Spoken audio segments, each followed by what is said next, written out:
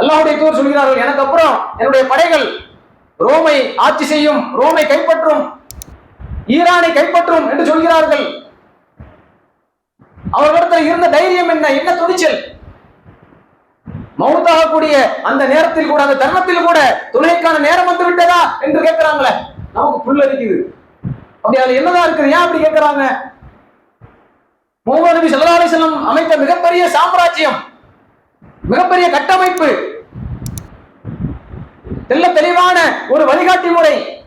இதற்கு பின்னால் ஒளிந்திருக்கக்கூடிய விஷயம் என்னவென்று கேட்டால், அல்லாஹ்வுக்கு நன்றி செலுத்துவது என்பதுதான் எல்லாவற்றிற்கும் அடிப்படையாக இருந்தது.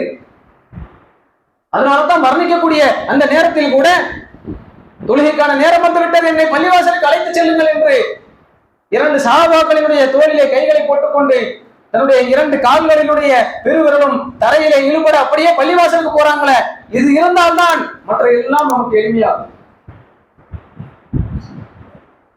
ஒரு நாளைக்கு 100 தடவைக்கும் மேலாக பாவ மன்னிப்பு கேட்பார்கள்.